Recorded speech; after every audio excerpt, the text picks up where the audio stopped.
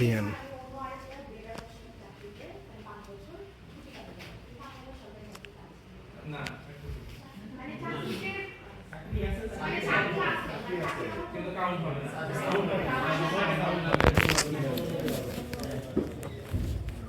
আর কার কি আছে যার যা সবাই বলে না বলা বলে বলে পরে আমি বলছি 5 বছরে যা খুশি তাই করে বেড়াবে। সার্ভিসের শেষ অনেকটা তাই তাই তাই করবে। আর আর কার কথা না বেতন বিহীন 5 বছর যেটা চাকরির সময়কাল হিসেবে কাউন্ট হবে। কাউন্ট হবে হবে না। হবে না। আচ্ছা তারপর আর এই দুটো সবার মধ্যে কাউন্ট হবে না এই দুটো সবার মধ্যে হবে আর বেতন থাকবে না। আর একটা করে পয়েন্ট আমরা আসি প্রমোশন হবে না। প্রমোশন হবে আর আর কি ইনক্রিমেন্ট আপনাদের বেতনের নিচে না ইনক্রিমেন্ট মনে করা হবে বেতন নিলে ইনক্রিমেন্টের প্রশ্নটা আসবে। আর নিয়ে আপনার চাকরির একটা গুরুত্বপূর্ণ তবে যত সরকারি যত বিধি বিধান আছে সব বিধি বিধান আছে তখন চাকরি পার্মানেন্ট হওয়ার পর আর পর্যন্ত না। আমরা যত যা বলছি সবকিছু আপনার উপর অ্যাপ্লিকেবল হবে চাকরি পার্মানেন্ট হওয়ার পরে। বিধি আপনার চাকরির জীবনের একটা গুরুত্বপূর্ণ অংশ। এটা সত্য সত্য বোঝেন কি এটা আপনার জানান দাও যে এই চাকরিটা আপনার এবং পজিশনটা আপনার এবং এইখানে আর কাউকে স্থায়ীভাবে নিয়োগ দেওয়া যাবে হিসাব করেন বিষয়টা এখানে আর কাউকে স্থায়ীভাবে নিয়োগ দেওয়া যাবে না।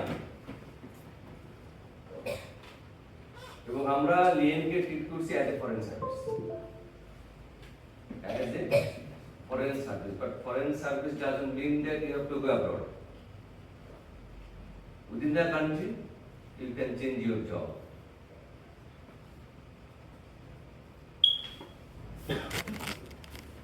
এটা একটা বিষয়। আর লিয়েনের যে মূল ইয়েটা হলো স্পিরিট হলো যে আপনি একটা জায়গায় কাজ করছেন, আপনি বাইরে কোথাও কাজ করে আপনি যে এক্সপিরিয়েন্সটা গেইন করবেন, আপনি যখন ফিরে আসবেন ওই এক্সপিরিয়েন্সটা আপনি এখানে ইউটিলাইজ করবেন। এটা একটা প্রথম স্পিরিট। আর একটা স্পিরিট হচ্ছে ব্যক্তিগত, আমি যে বেতন পাই এই বেতনে আমার ঠিক হচ্ছে না, আমি একটু বেশি বেতনে চাকরি করতে চাই ফিনান্সিয়াল গেইন নেওয়ার জন্য। প্রাইম অবজেক্টিভ দুইটা, একটা হচ্ছে ফিনান্সিয়াল গেইন আর একটা হচ্ছে টু অ্যাকুমুলেট এক্সপেরিয়েন্স। এই দুটো। এখন 5 বছর সর্বোচ্চ আপনি লিয়েন পাবেন, একটানা 3 বছর গ্যাপ দিয়ে পরে 2 বছর, সেটা খেয়াল করে।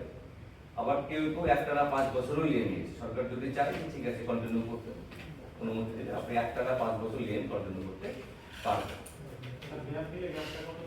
এটা কোনো লিমিট করা নেই, আপনি 5 বারে 5 বছর করে লিয়েন করতে দিতে পারেন যদি আপনার কর্তৃপক্ষ আপনাকে মঞ্জুর করে। আমি 1 বছর লিয়েনের সুযোগ পেলাম, লিয়েন 1 বছর করে আসলাম, আমি 2 বছর পর আরেকবার 1 বছর লিয়েনের সুযোগ পেলাম, ভালো একটা জব অফার পেলাম, কন্ট্রাকচুয়াল জব 1 বছর, আমি 1 বছরের জন্য আবার গেলাম, তাহলে 2 বছর হলো, আরো 3 বছর থাকলো আমার, পরে আবার যদি সুযোগ পাই আমি নেব। টোটাল 5 বছর। এটা যে একটানা হতে পারে, 2 বারে হতে পারে, 5 বারে হতে পারে। আর এই সময়কালীন আপনি তো বেতন ভাতা পাবেন না, যেদিন চলে যাবে সেদিন আপনার বেতন ভাতা বন্ধ হয়ে যাবে। এখন আপনার চাকরির কি হবে সেটা একটা বড় প্রশ্ন। এই চাকরিতে কি থাকবে, কোথায় থাকবে, আপনার অবস্থানটা কোথায় থাকবে? দুটো কারণ হতে পারে। আপনি যে পজিশনে ছিলেন সেই পজিশনটা খুবই গুরুত্বপূর্ণ, আপনাকে ওখানে রেখে ওখান থেকে লিয়ে দিলে ওইখানে যেহেতু পার্মানেন্টলি পোস্টিং দেওয়া যাবে না, টেন্টেটিভলি দেওয়া যাবে, সেই ক্ষেত্রে আপনাকে ওএসডি করে হেড অফিসে নিতে পারেন। ওএসডি করে হেড অফিসে ওখান থেকে আপনাকে লিয়ে দিয়ে দিল, তাহলে ওইখানে আরেকজনকে ওই পদটা ফাঁকা হয়ে গেল, আরেকজনকে পার্মানেন্টলি পোস্টিং দিল। ওকে, আচ্ছা এখন যেটা হবে লিয়েনের চাকরি সে আপনি 5 বছর কন্টিনিউ করলেন, এটা কন্টিনিউ, এটা কাউন্ট হবে কি না? যদি কাউন্ট না করে তাহলে আপনার কলিগ আপনার সিনিয়র হয়ে যাবে, চাকরিকাল থেকে সেটা মাইনাস হয়ে গেলে আপনার জুনিয়র হয়ে যাবে অটোমেটিক্যালি। বাই দিস টাইম তারা প্রমোশন পেয়ে যাবে, স্কেল চেঞ্জ হবে, তারা অনেক সিনিয়র হয়ে যাবে, আপনার আর্থিক বেনিফিট তো থাকলো না। আপনি দেখলেন লুজার হলেন, 1 বছর গেইন করলেন কিন্তু এখানে তো আরো 20 বছরের জন্য লুজ করলেন।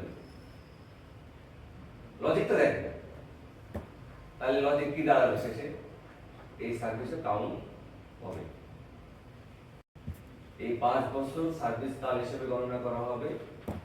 সেই ক্ষেত্রে আপনাকে কিছু কম্পেনসেশন দিতে হবে, কম্পেনসেশন, এটাকে leave salary surrender, leave salary surrender. সেটা হচ্ছে আপনি যে বেসিকে গেলেন, একটা বেসিক থাকবে না যাওয়ার সময়, যে বেসিক আপনি যাচ্ছেন সেই বেসিকে 12.5% টাকা কোষাগারে জমা দিতে হবে রাষ্ট্রীয় কোষাগারে প্রতি মাসে।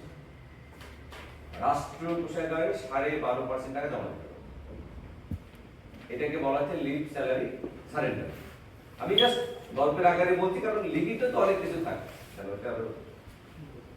কারণ লিন আমি একবার এনজয় করেছি, তাহলে সিস্টেমটা আমার জানা। আচ্ছা, এটা গেল। এর সঙ্গে আরো কিছু টাকা দিতে হবে আপনার, লিন থেকে আসার পরে না যাওয়ার পরে পরে, তাহলে সে বেতন পেয়ে থাকবে, বেতন পাবে না তো, আপনি ওই বেতন থেকে দিবেন, আগে পাওয়া যাবে আপনারা যে বেতন পাচ্ছেন না সেখান থেকে দিবেন, এখানে সরকার আপনাকে বেতন দিবে না। সঙ্গে আরো দিতে হবে, জিপিএফ টাকা জমা দেবেন আপনি, এটা আপনার টাকা, প্রতি মাসে মাসে জিপিএফ টাকা জমা দিতে হবে, কারণ জিপিএফ এর ক্যালকুলেশনের হিসাব আছে, ক্যালকুলেশন আছে, একটা ফর্মুলা ফেলে ওরা ইন্টারেস্টে ক্যালকুলেট করে, যদি আপনি প্রতি মাসে টাকা জমা না দেন তাহলে এই ক্যালকুলেশনটা ব্যাহত হবে। 1 মাসে যখন যদি একসঙ্গে দেন তাহলে ওই বছর ইন্টারেস্টটা কাউন্ট করবে। ওকে, আরো নিয়ে গেলেন আপনার 3 বছর লিয়েন আছে, আপনাকে প্রমোশন নাও না দিয়ে, আপনাকে না দিলে পরের জন্য লিয়েন আসবে, প্রমোশন আসবে, তো প্রমোশন তো হয়ে গেল। প্রমোশন যেহেতু হয়ে গেল তার মানে পরবর্তী প্রমোশন আপনি জুনিয়র হয়ে যাচ্ছেন, লজিক আছে। কত বড় আপনি না ওইখানে যেটা বোর্ড করবে সেটা হচ্ছে এখানে বলে দিন যে পরবর্তী যে প্রমোশন বোর্ডটা হবে পরবর্তীতে, তখন আপনাকে প্রমোশন দেওয়া হবে এবং আপনার সিনিয়রিটি মূল ব্যাচের সঙ্গে নিয়ে যাওয়া হবে। এটা জ্যেষ্ঠতার বিধিমালা তো বলে দেওয়া আছে সুন্দর, কারণ এই প্রমোশনের দায় কিন্তু আপনার না, আপনার এখতিয়ার বহির্ভূত না, কিন্তু এটা প্রশাসনের, আপনার কোনো ফল্ট নাই এখানে, আপনি একদম লিগ্যাল প্রসেস মেনটেন করে আপনি নিয়ে গিয়েছেন, তো এখানে আপনার কিন্তু দায় নেই। যেহেতু আপনার দায় নেই সুতরাং আপনার সিনিয়রিটি অক্ষুণ্ণ থাকে। আপনি যদি 5 বছর পরেও প্রমোশন পান, আপনার জ্যেষ্ঠতা মূল ব্যাচের সহিত সংরক্ষণ করা হবে, অর্থাৎ আপনার যেখানে জ্যেষ্ঠতা ছিল আপনি সেখানে জ্যেষ্ঠতা পাবেন 5 বছর পরে জয়েন করলো। ক্লিয়ার? আর কিছু বলার আছে? স্থায়ী পদ আর অস্থায়ী পদ, এটা সম্পর্কে কি বলবেন? আপনি এখন অস্থায়ী পদে আছেন, সমস্যা কারণ সার্কুলারে লেখা ছিল স্যার স্থায়ী। স্থায়ী পদ যখন হবে তখন স্থায়ী হবে, পদটা স্থায়ী না, পদটা স্থায়ী, আপনার অস্থায়ী। সার্কুলারটাতে লেখা ছিল আমাদের স্থায়ী পদে রেখে সেটা নিয়োগ হবে, অস্থায়ী পদে রেখে নিয়োগ হবে না তো। স্যার কিছুদিন সার্কুলারে কি অস্থায়ী পদ লেখা, সেটা যদি পদ ক্রিয়েট করা থাকে অস্থায়ী ভাবে সেটা হতে পারে, পদ ক্রিয়েট করা অস্থায়ী ভাবে, যে 5 বছরের জন্য এই পদটা আমি ক্রিয়েট করলাম, 5 বছর অটোমেটিক পদটা অ্যাবলিশন হবে, সেটা একটা প্রজেক্ট বেসড জব হবে। রেভিনিউ হলো, রেভিনিউতে পদ ক্রিয়েট করা আছে, আপনি কিন্তু পদ ক্রিয়েট করতে পারেন, আমাদের পদ ক্রিয়েট করা আছে, আমরা চাইলে পদ ক্রিয়েট করতে পারবো না, অসম্ভব ব্যাপার। পদ ক্রিয়েট করা সর্বোচ্চ কঠিন ব্যাপার, পদ ক্রিয়েট করা বহু কিছু, বহু বহু একটা নতুন পদ ক্রিয়েট করা মানে বহু প্যারা আছে, এটা কেউ যেতে চায় না। এবং আমরা যে প্রভিশনাল কারেকশন করছি, গত মিটিং আমি ছিলাম, যে প্রথম মিনিস্ট্রির মিটিংটা হলো আমাদের, আমরা যেটা পাঠিয়েছি, এর আগে যখন আমরা খসড়া করি তখন বিধি শাখার, বিধি না শেখে, এটা হচ্ছে আপনার ইয়ে কি বলে আরে বিডিং শাখার একজনের সঙ্গে আমার ভালো পরিচয় আছে, আমার পরিচিত, উনি বলছিলেন যে ভুলেও আপনারা পদের নাম পরিবর্তন করবেন না, পদ বাড়াবেন না, যা পদ আছে আপনাকে আপনারা এদিক করেন, ওরে আপনি ইয়ে চেঞ্জ করেন, ওয়ার্কিং ইয়ে চেঞ্জ, নেচার চেঞ্জ করেন, সব করেন, পদ অ্যাজ ইট ইজ রাখবেন, পদ চেঞ্জ করেন, ওটা অর্গানোগ্রাম যখন পাস হবে তখন এটা পদ নিয়ে অর্গানোগ্রাম পাস হবে, সাংগঠনিক কাঠামোতে পদগুলো উল্লেখ করা হবে, তখন এটা পদের নাম চেঞ্জ করা যাবে না, না কিচ্ছু চেঞ্জ করা যাবে না, আকারও চেঞ্জ, পরিদর্শিকা থাকলে পরিদর্শিকাই লিখতে হবে, পরিদর্শিকা রাখা যাবে 11 12 চেঞ্জ করার সুযোগ, এটা অ্যাপ্রুভ হবে ওই এত এই তো আপনি যেতে পারেন, তাতে কোনো বাধা নেই। লিয়েন আপনি চালিয়ে আপনি রেজিগনেশন দিয়ে চলে যাবেন, কোনো সমস্যা নেই।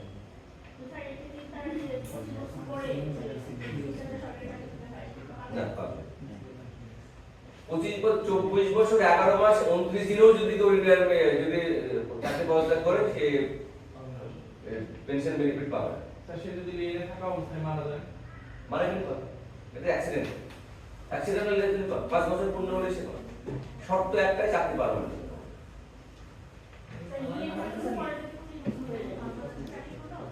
25 বছর হলে যে কোনো দিন চলে যাবে, 25 বছর হলে যে কোনো সময় চলে যাবে। আর লিয়েন হচ্ছে অবশ্যই প্রপার চ্যানেল অ্যাপ্লাই করতে হবে। আপনি নিজে যে অ্যাপ্লাই করলেন, চাকরি পেলেন, পরে লিয়েন নেবেন দিবেন না, আপনাকে জানাতে হবে, আপনার করতে হবে, শুরু থেকেই জানিয়ে রাখতে হবে যে আপনি এখানে অ্যাপ্লাই করছেন, যদি চাকরি পান লিয়েনে যেতে চান। শুরু থেকেই আপনার অথরিটির অ্যাপ্রুভাল নিয়ে আপনাকে অ্যাপ্লিকেশন করতে হবে। অথরিটির মানে প্রায়র অ্যাপ্রুভাল ছাড়া আপনাকে লিয়েন মনোনীত করবে না। আপনি নিজে যে অ্যাপ্লাই করলেন, অথরিটি জানে না, ফাইনাল হয়ে গেল, তখন আপনি যদি বলেন যে আমি লিয়েনে যাবো, আপনাকে অসম্ভব। প্রপার চ্যানেলে অ্যাপ্লাই করতে হবে। স্যার অ্যাপ্লাই করার আগে আমি যদি জানি যে আমি লিয়েনে যেতে চাই, প্রথমে ডিনাই করতে পারেন? হ্যাঁ পারে। আপনাকে দিল না। আমি যখন এলজিএসপি প্রজেক্টে ছিলাম ডিএফ হিসাবে কুমিল্লা জেলাতে ডিসি অফিসে, পরে আমার দুইজন কলিগ তারেক আর জোনাই, তারাও পরের ব্যাচে আসে, ওদের কিন্তু আর বাদ দেয়, আমি পেলাম, ওদের কিন্তু দেয়নি। এটা জেনে করতে হবে।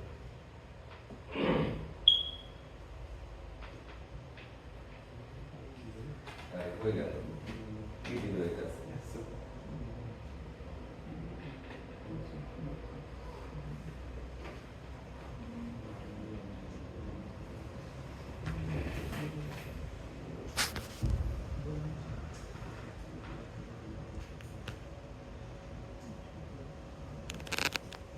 লিয়েন করা হলো। আমরা এখন এখানে আসি 24 এক বলা যে একজন সরকারি কর্মকর্তা এক পদের জন্য পদে বদলি করা যাবে, আমরা বুঝলি নরমালি করি, কিন্তু বলা কখন করা যাবে না, অদক্ষতা বা অসাধ্যতার কারণে। এটা সব যে বেদবি করতে ওরা ট্রান্সফার পানিশমেন্ট, চাকরি ধারাবাহিক একটা পানিশমেন্ট। আবার লিয়েনকে নিলে দরকার নেই।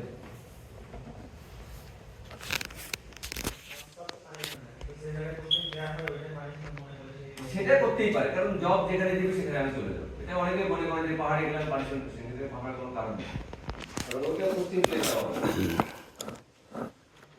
আর এই যে এখন এতে ভবিষ্যতে আপনাকে পেনশন, পারিবারিক পেনশন পাওয়ার অন্য যে চাওয়া থাকলে সেটা আপনি দিতে বাধ্য, আইনি করে দেওয়া আছে। আগে তো লিমিট করা নাই, এখন লিমিট করা আছে 2025 থেকে 25। আগে তো এমনও হয়েছে যে 80% 100% কাটাই দিত, যাদের বেশি ডাক্তারের রেটে, যাদের ভালো সার্ভিস মানে প্র্যাকটিস ছিল, তাদের বেতনের টাকা নিত না, পুরো টাকাটাই পেনশনে এখানে জিপিএফ পার করে। এখন আর এটা সুযোগ নেই, এখন 5 থেকে 25% এর মধ্যে সীমাবদ্ধ করা আছে। হ্যাঁ, আর তারপরে একদিন কর্মকর্তা যেদিন আপনি যে পদে কার্যভার গ্রহণ করবেন সেদিন থেকেই আপনারা বেতন ভাতা পাবেন, এবং সেটা তো আমরা হচ্ছে, তাই না? দেখেন, আপনি শুধু খেয়াল করবেন প্রথম থেকে জানবেন যে কোনো না কোনো বিধিটা কোনো না কোনো ভাবে আপনি আছেন সেখানে। তবে এখানে একটা জিনিস মনে রাখতে হবে, ট্রান্সফার যখন হবে অবশ্যই দায়িত্বভারটা কখন গ্রহণ করবেন। এই অপরাহ্ন আর পূর্বাহ্নের একটা ঝামেলা আছে। দায়িত্ব যখন ছেড়ে দিবেন সেটা অবশ্যই অপরাহ্ন, যখন গ্রহণ করবেন পূর্বাহ্ন। এটা মাস্ট, সে যখনই হোক কাগজে কলমে অপরাহ্ন পূর্বাহ্ন থাকে, তাহলে একদিনের একটা ঝামেলা আছে। হ্যাঁ, আর এটা বলতে যে দায়িত্বভার কোথায় দিবেন সেটা যেখানে বলা থাকবে সেখানে, হয়তো চেয়ার টেবিল যেখানে হয়, কাগজ করতে যেখানে আছে সেখানে যেগুলো অফিসে আপনার দায়িত্বভার সম্পর্কে ডিপার্টমেন্ট একটা নির্দেশন একটা দেওয়া আছে, বিদ্যা আছে।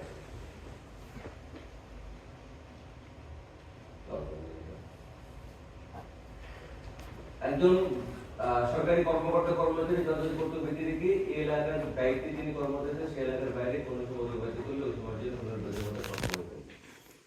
আপনি একটা জেলায় দায়িত্বে আছেন, আপনি যদি মনে করেন সব প্রণোদিত, আর একটা আপনি কোনো ডেট ক্লেম করতে পারবেন। আপনি যেটা করবেন ওইটা আপনাকে প্রতিগ্রহণ করতে হবে। যে তখন আপনার যে কাউকে যে কোনো বাংলা যে কোনো জায়গায় দায়িত্ব করার জন্য অনুমতি দিতে পারেন। এটাই কৃষির করছে। আর এটা যদি অফিসিয়াল অনুমোদন থাকলে আপনি দিয়ে ক্লেম করতে পারবেন।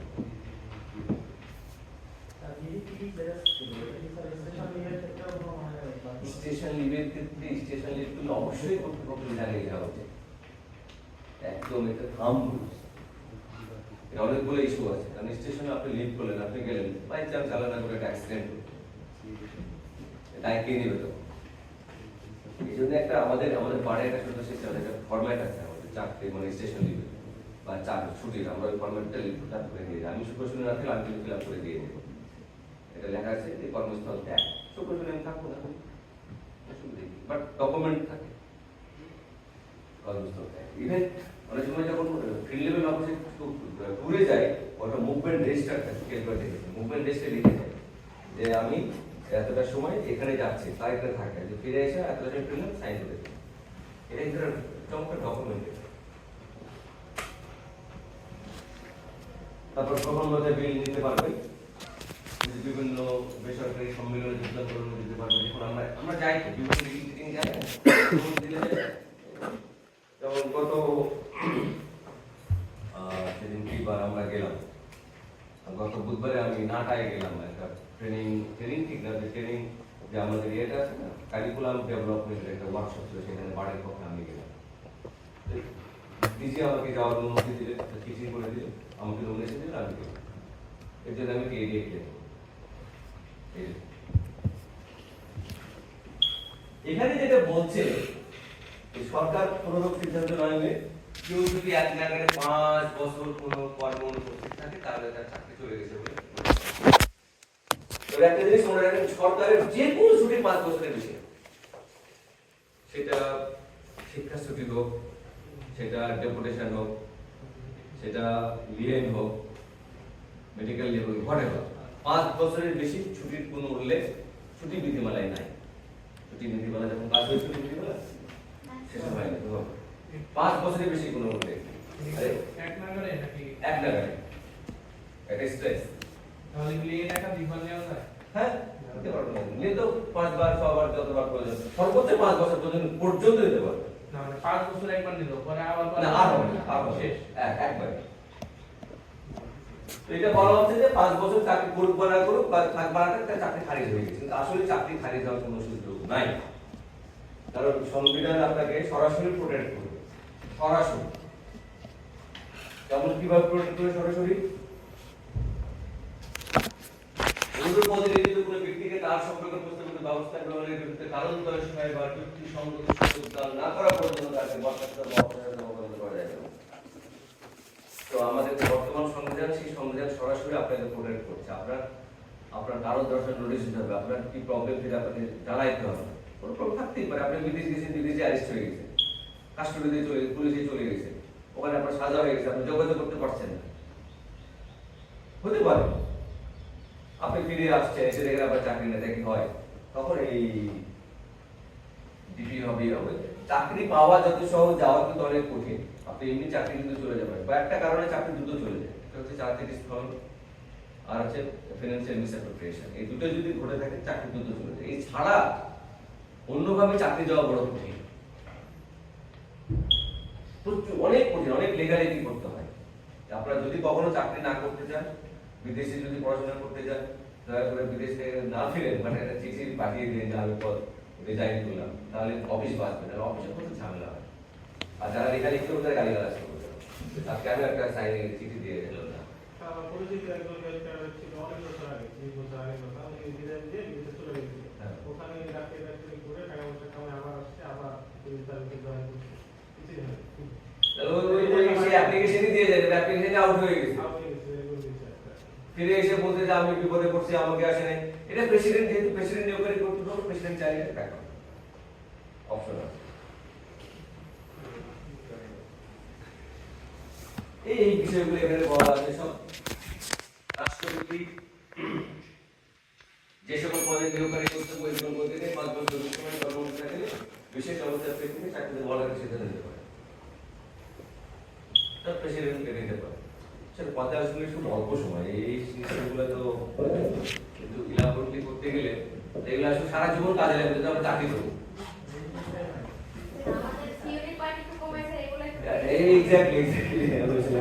ঠিক আছে, আমি আছি তো, প্রয়োজনে আবার আপনাদের অনেকগুলো প্রশ্ন থাকে আমার কাছে লিখে দিতে পারেন, আমি একদিন কোনো এক সময় সন্ধ্যায় আপনাদের সঙ্গে বসতে পারি, কোনো সমস্যা নেই, আমি যদি পাশেই থাকি আমি আছি, আমার সাপোর্টের কোনো সমস্যা নেই। আর আচ্ছা আমি একটু দ্রুত যাই, এটা আমরা জানি ডমিসাইল নাগরিকত্ব একটাই থাকে, দ্বৈত নাগরিক নিয়ে আমরা বাংলাদেশ সার্ভিসে আসতে পারবো না। তবে এখানে একটা কথা আছে, এখানে একটা সুন্দর জিনিস আছে, কাস্টমার স্টাইল, যেটা অনেক সময় বলি আমরা যে সন্তান গর্ভে থাকা অবস্থায় বাবা মারা যায়, বিদেশি কিন্তু এই ঘটনা ঘটে। সন্তানটা বিদেশে জন্মগ্রহণ করি, ইউরোপের কোনো কান্ট্রি জন্মগ্রহণ করি, কিন্তু বাংলাদেশে জন্মগ্রহণ করবে না। যদি বাবার নাগরিকত্ব বাংলাদেশে থাকে, ওই ছেলে অটোমেটিক্যালি বাংলাদেশের নাগরিকত্ব কিনে নেবে। এই অপশনটা এখানে দিয়ে দেওয়া আছে, নাহলে কিন্তু ওই ছেলে নাগরিকত্ব ক্লেম করতে পারবে না, কিন্তু বাংলা জন্মগ্রহণই করে, এটা বলা আছে।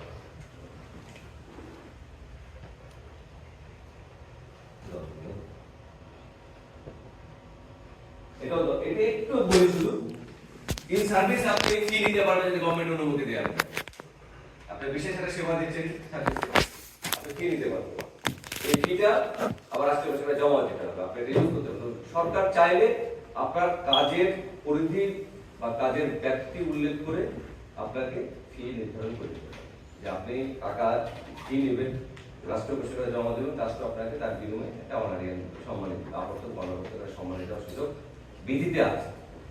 যেমন ওই যে এখন যে পিজি হাসপাতালে বা বিএসএমইউ, যেটা এখন নাম তো চেঞ্জ হয়নি, এখন বঙ্গবন্ধু শেখ মুজিবের নাম চেঞ্জ হয়নি, ওই হাসপাতালে কিন্তু এই সান্ধ্যকালীন প্রোগ্রাম কিন্তু এটা চালু হয়েছে, ডাক্তারদের বিকালে মানে বসে, ওখান থেকে কিন্তু তারা একটা ভালো সম্মান দেয়, সেটা এখানে বলা আছে। যদি 60% এখানে বলা আছে ফ্রি সম্মানিত গ্রহণ করতে পারে। আর বিধি 74 বলতে একজন সরকারি কর্মচারী যদি সাসপেন্ডেড বা রিমুভ হয়ে যায়, সেটাই বেতন ভাতা বন্ধ। বেতন ভাতা বন্ধটা হয় না, সাসপেন্ড হলে কি হয়? খোরপোশ ভাতা পায় না। খোরপোশ ভাতা কি পায়? কি পায়? খোরপোশ ভাতা 40%। বেসিকের পাবে অর্ধেক, যদি মহার্ঘ ভাতা থাকে তার পাবে অর্ধেক, চিকিৎসা ভাতা পূর্ণ, বাড়ি ভাড়া পূর্ণ। হ্যাঁ, আর টাকা ভ্রমণ ভাতা পাবে না, কারণ সে সার্ভিসে না, এটাকে খোরপোশ ভাতাও বলা হয় না, খোরপোশ ভাতা, এটা আমরা জানি। তারপরে এইটা দেখেন, কোনো কারণে যদি আমি পুলিশ কাস্টডিতে চলে যাই, আমাকে যদি সাসপেন্ড হয়ে যায়, আমার যদি কেস হয়ে যায়, তাহলে আমি তো চাকরিতে নাই, দেখা গেল 5 বছর 7 বছর 8 বছর 10 বছর কেস চলছে, আমি কিন্তু জবে নাই। 10 বছর পরে আমি বেকসুর খালাস পেলাম, আমি এসে আবার জয়েন করবো, এখানে জয়েন করলে আমার চাকরি যদি থাকে, পরবর্তী প্রমোশন আমাকে প্রমোশন দিতে বাধ্য, এবং আমি ধারণাগত জ্যেষ্ঠতা পাবো, আমি জ্যেষ্ঠতা পাবো, এবং যত বেতন ভাতা আমার ডিউ ছিল সব পাবো, ইনক্লুডিং বোনাস। বোনাস কিন্তু ডিউ হয় না, এক্ষেত্রে বোনাস ডিউ হবে, আমি বোনাস পাবো, প্রত্যেক মাসে স্কিল ফিক্সেশন হবে, করে এসে পুরো টাকা আমাকে দেবে, সার্ভিস কাল এসে গণনা করা হবে। বলে আমাদের যে আমাদের এই বিটিআর জওয়ানরা গত 16-17 বছর পরে গত 2 দিন আগে মুক্তি পাইল, গতকাল। হ্যাঁ, তারা এখন পূর্বে সব না মুক্তি পায়নি, জামিন পাইছে, এখনো কেস মিট হয়নি। যদি বেকুসুর খালাস পায়, আমার তারা সব ব্যাক করবে এই বিধান অনুযায়ী। স্যার দোষী সাব্যস্ত হলে আর হবে না, চাকরি যাবে, তাহলে সব চলে যাবে, আর পেনশন কিছুই পাবে না, যে টাকা টাকা বেকুসুর খালাসের জন্য ওরা জামিনে মুক্তি পেয়ে। এবার কাজে যোগদান কাল হচ্ছে যে আমরা প্রথম যখন যাই, এটা শেষ আমাদের যোগদান কালটা হচ্ছে যে আমি এক পোস্টিং থেকে আরেক পোস্টিংয়ে যাচ্ছি, তাহলে যোগদান করতে করতে আমার সঙ্গে যেতে পারি। এছাড়াও আমি 4 মাসের ছুটিতে ছিলাম, আমি যোগদান করতে যাবো, আমি দুর্গম অঞ্চলে ছিলাম, সেখান থেকে ফিরে বা আমি প্ল্যানে ছিলাম বা ভালো জায়গায় ছিলাম, আমি দুর্গম অঞ্চলে যাচ্ছি বা চর এলাকায় যাচ্ছি, আমি অবকাশ ছুটি ছিলাম, অনেকগুলো ছুটি আছে। এই ছুটি সব বিবেচনা নিয়ে যোগদান কাল নির্ধারণ করা আছে, বলা আছে যে প্রস্তুতির জন্য 6 দিন আমি পাবো, কিন্তু আজ পর্যন্ত কেউ 6 দিন করতে পারে না, প্রস্তুতির জন্য 6 দিন।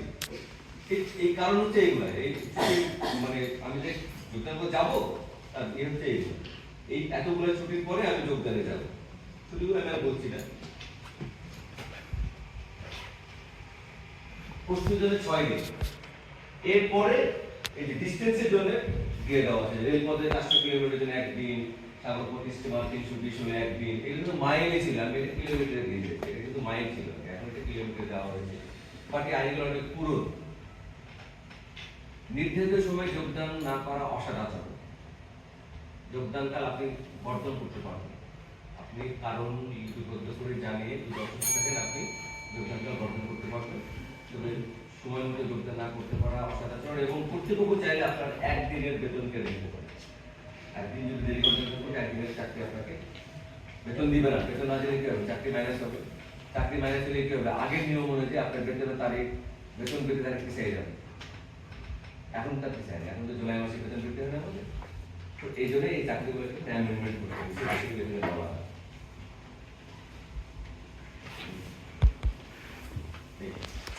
লাল কালারে লেখা আছে, এখন এই রুলসগুলোকে খুব আপডেট করা দরকার। এটা অনেক পুরনো রুল। এখন কিন্তু বেতন পেতে আমার যদি সার্ভিস 5 দিনও কেটে নেয়, তাও কিন্তু বেতন পেতে তারিখ কিন্তু পিছিয়ে যাবে। আগে বেতন পেতে কখন হতো? Joining date. আপনি ধরেন 30শে মার্চ জয়েন করেছেন, তাহলে প্রতি বছর ঘুরে এসে 30শে মার্চে আপনার বেতন পেতে হবে। আপনার আরেকজন পয়লা আগস্ট জয়েন করছে, তাহলে পয়লা আগস্টে তার বেতন পেতে হবে। এক বছর পূর্ণ হইল, আর এখন সবাইকে নিয়ে এসে জুলাই, তাহলে এইটা তো ভ্যালিডিটি থাকে না। এই কথাটা ভ্যালিডিটি থাকে না, বেতন তারিখ পিছিয়ে যাবে, বেতন পেতে তারিখ পিছিয়ে যাবে, এটা ভ্যালিডিটি থাকে। এটা ছিল, আপনি যদি কোনো কারণে যোগদান করতে না পারেন টাইমলি, অবশ্যই কর্তৃপক্ষকে জানাবেন,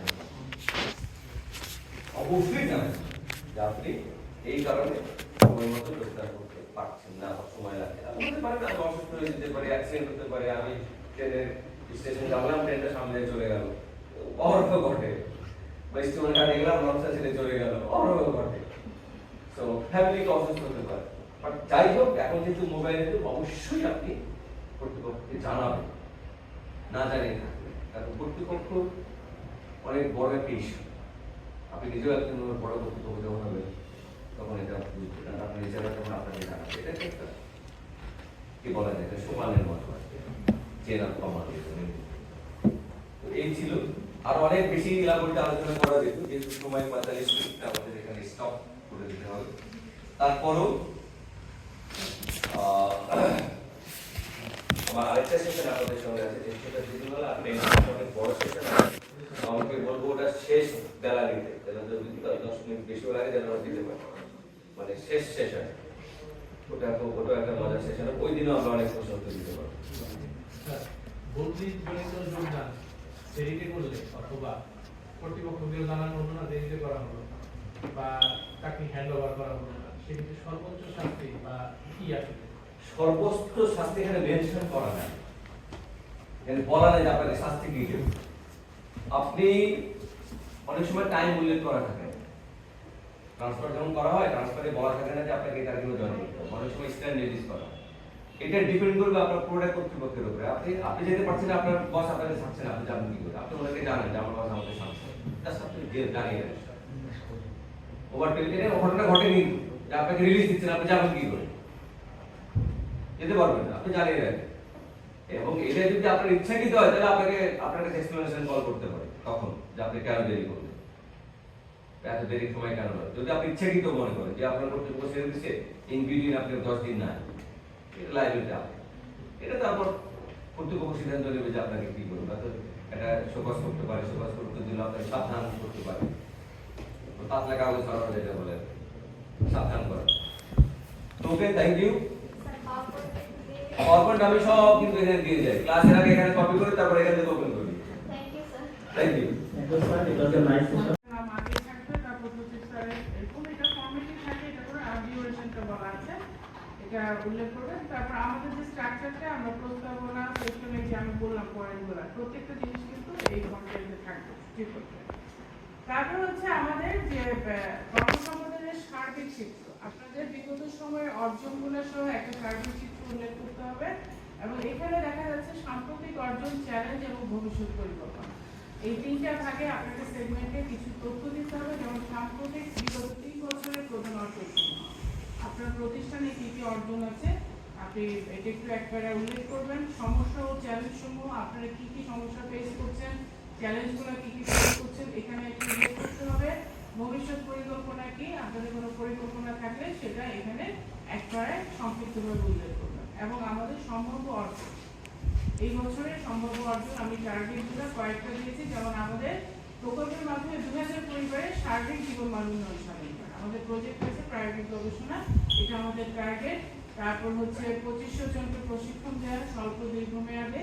তারপর হচ্ছে 8টি নতুন গবেষণা, যেহেতু আমাদের রিসার্চও করতে হয় সেটাও কিন্তু করা আছে। আমাদের ম্যান্ডেট কিন্তু 3টা, ট্রেনিং, রিসার্চ এবং অ্যাকশন রিসার্চ, এবং 3টা কাজেরই কিন্তু এখানে উল্লেখ করা আছে। তারপর হচ্ছে আমার প্রস্তাবনা, এটাও প্রেসক্রাইব স্ট্রাকচার, সেই অনুযায়ী এটা উল্লেখ থাকবে। তারপর হচ্ছে আমাদের রূপকল্প, অভিলক্ষ্য, কর্মসম্পাদন ক্ষেত্র, এখানে এপিএ যে নির্দেশিকা আছে, এখানে রূপকল্পে দেখা যাচ্ছে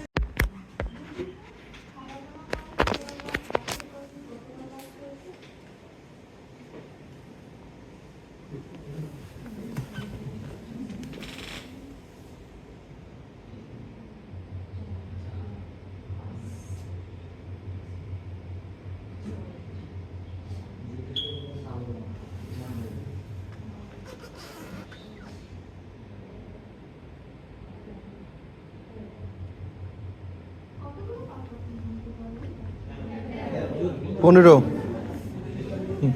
আমরা না করতে পারবো।